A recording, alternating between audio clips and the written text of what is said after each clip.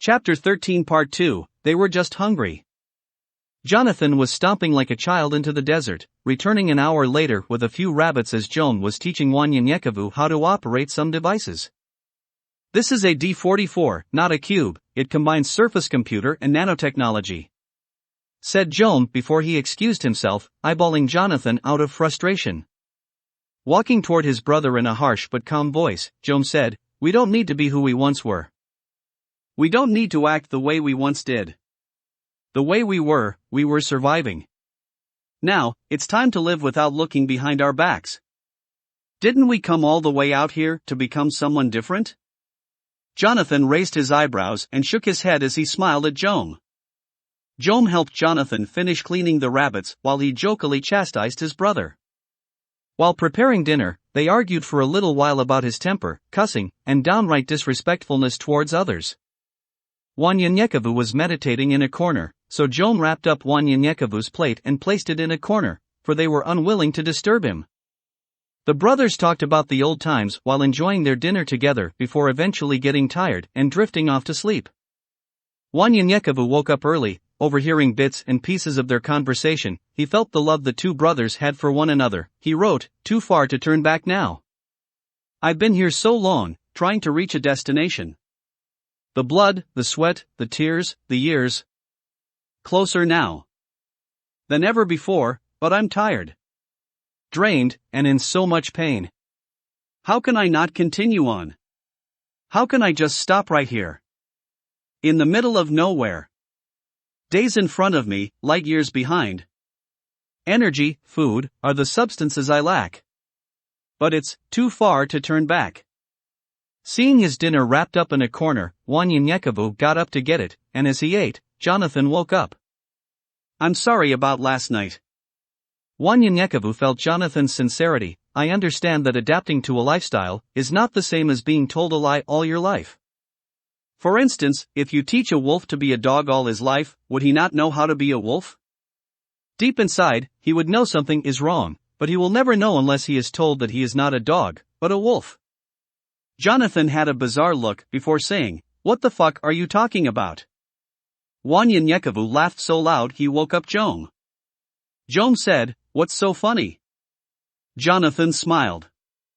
"Oh, talk to your boy, talk to your boy. Wolves and dogs are what's so funny." Wanyenyekevu continued to laugh, shaking his head. "Y'all about ready to head out?" Stretching and yawing, Joan said, "Yeah." Making sure the horses had food and water, the three men continued north as Wanyenyekevu talked to the brothers. "A man is not ruled by his will but by the heavens is he ruled." Jonathan quickly said, "Here he goes again with that shit," turning to Wanyenyekevu. "English?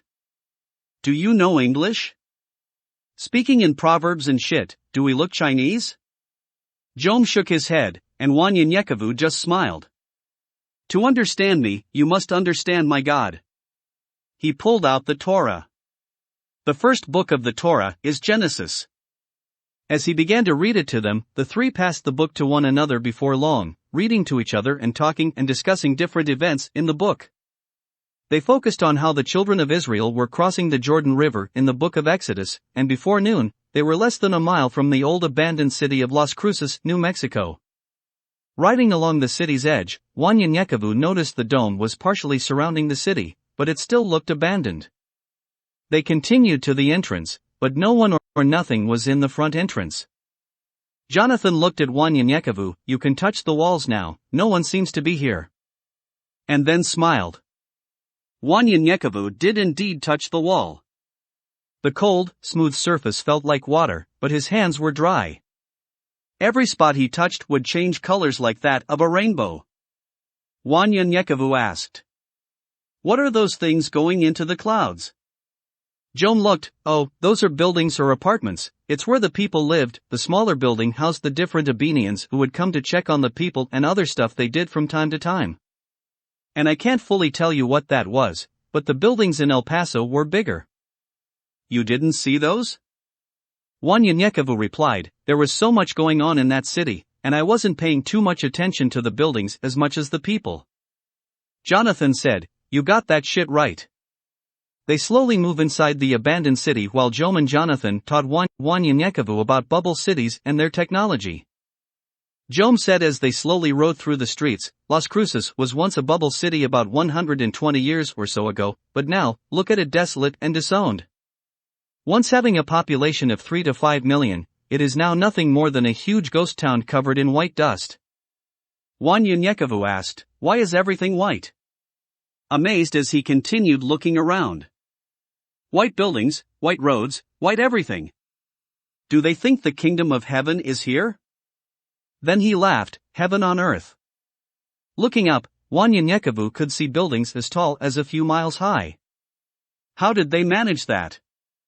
Jonathan, a lover of technology but an enemy to the self-righteous computans, replied, simple, sucking the Abenians' dicks. These computans, motherfuckers as you call them, I call them assholes, think they are better than any human on earth.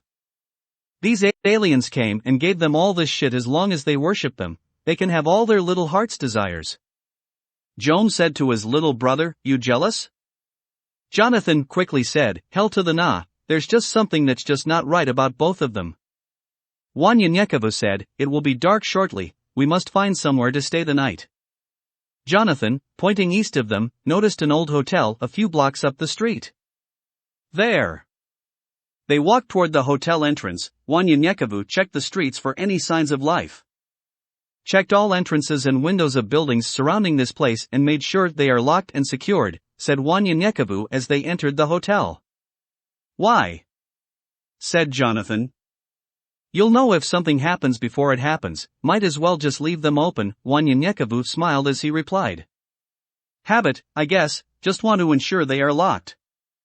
Bringing all the horses in, Jom said. We don't have enough to feed all the horses tonight, but I'm sure we can find something around here. Hell, it's a hotel. He continued, we need to go up a level or two because these horses sure do stank.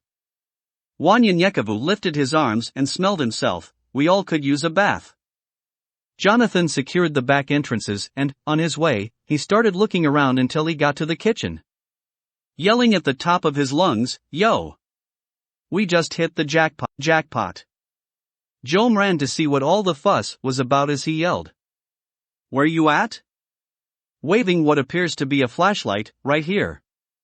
Jonathan said. Wanyenyekevu slowly walked behind Jom, looking in all of the rooms that Jom passed. Finally arriving where the brothers were, Wanyenyekevu hears Jonathan. There. Let there be light, ain't that what he said? Smiling at Wanyenyekevu. Lights flickered for a moment before they came on. This is why I chose this place. Food, no hunting tonight, plus, I'm sick of rabbit too. Jonathan walked up to a machine. Now, how does this thing work? He started reading the stickers and signs on the device. It was in what appeared to be in multiple languages. Here we go. Manual. As if he was talking to himself, Jonathan whispered aloud. Chinese, Korean, Patois, Italian, Southern. Quickly, Jonathan pressed a few buttons and then started typing for a few seconds. Got it. Alright, let's try this. Jonathan clears his throat. Medium well, T-bone steak, with sour cream and chives, baked potatoes, chef salad, no, club salad and a shot of Jack Daniels on the rocks. The machine was silent for 2 seconds, then a soft-pitched sound of a bell rang. A plastic door raised, and a stream of heat covered the entrance. What the fuck is this? Jonathan yelled. Opening the stainless steel disposable, he moved a pasted-looking substance around with a fork provided with the meal. This shit looks like pudding. Disappointed at the sight of the meal, Jonathan placed the tray down, saying, Well, who's doing the hunting today? Wanyenyekevu? Jom said. Taste that shit first. Jonathan tasted the substance. It tastes like what I ordered, but it's bland as fuck. Looking at the fork, he said. I'm gonna grab about 100 of these motherfuckers, they look like a great weapon. As he started stabbing into the air with the fork. Wanyenyekevu and Jom decided to order a meal from the machine. Wanyenyekevu started digging in his backpack for herbs and spices that might have fallen in a corner, or he might have overlooked, to improve the taste, but they were out of luck. They all were disappointed about the meal but ate it anyway. They started to settle down for the night. Jonathan then asked, "Let's read that Torah for a bit, I want to see what happens to that hoe." "What's her name?" "Raquel?" Jonathan paused for a moment, then said, Yeah, Raquel, used to date a girl back in the days named Raquel." Wanyenyekevu laughed. "Her name was Rahab, you never cease to amaze me." Jonathan shook his shoulders, "It don't matter, Raquel, Rahab, they both were hoes."